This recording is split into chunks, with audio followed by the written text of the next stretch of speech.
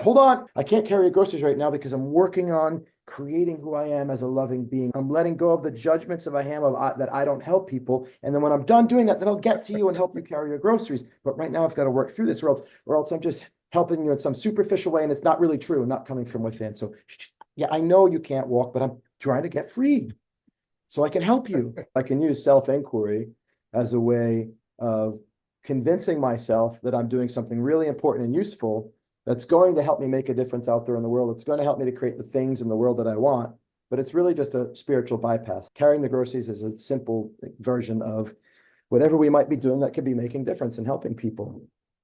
I'll help you once I've gotten free of the judgment that I don't help people. Doing the self-inquiry every time something comes up that gets in the way is a good thing to help me to understand myself, to liberate myself from deep patterns and ways of thinking that are an obstacle to certain behaviors that would have me creating the results I would love to create in my life, right? So it's important to reflect and inquire and go deep and have that deep conversation.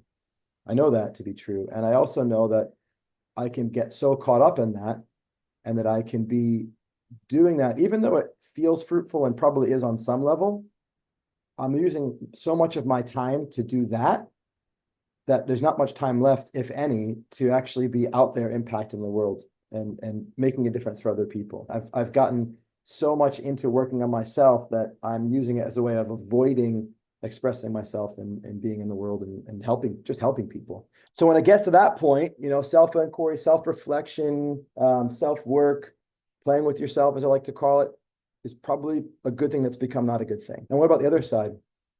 If every time a thought arises that's contrary to what's useful for me in my life, right? I'm about to go and help somebody out and have some judgment about that person, and I just like, stop, don't think about that, drop the thought, move on, just keep going.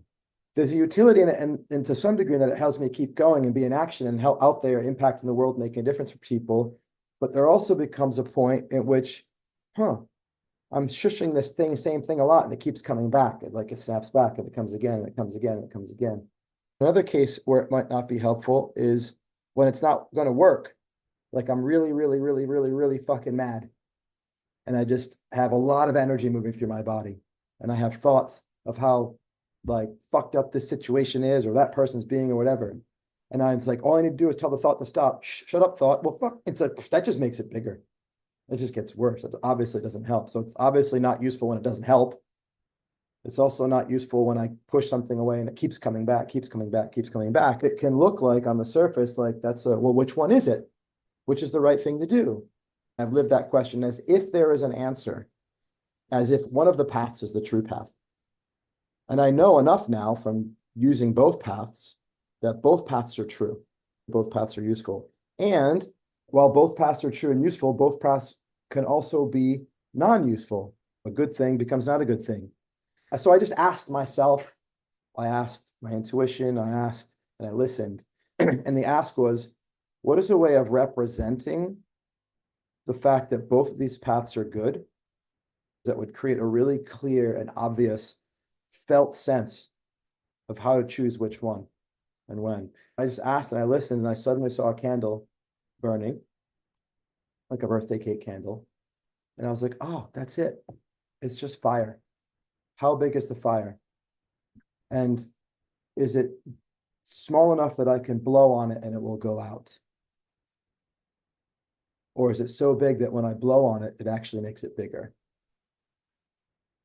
We all know that, right? We all know that if a fire is small enough, our blowing on it will make it go out. And that if it's too big, our blowing on it will make it bigger. We all have that felt embodied sense. And so it's about the bigness of it. And what does that represent? Well, I think what it represents is the amount of energy that thing holds inside of us.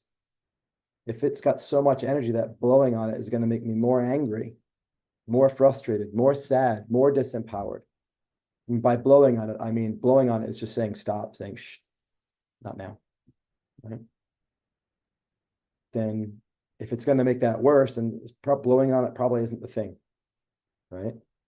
But if it's small enough, if the energy in it is small enough where I can just be like, stop, shh, let it go, drop it, and it's gone, then that was probably enough. It's sufficient. If you blow on a campfire, it gets bigger. one thing you can do to put a campfire out is just watch it and not feed it. You're going to stay with it. If you stay with it and watch it, it will go down all by itself. And that's another beautiful metaphorical representation of the experience that at least I'm sure some, if not all of you have had, of literally just observing a feeling. Just close your eyes and watch. Don't try to think away. Don't try to think about it. Just witness. Krishnamurti says that observation dissolves. You just observe and the thing will dissolve by itself.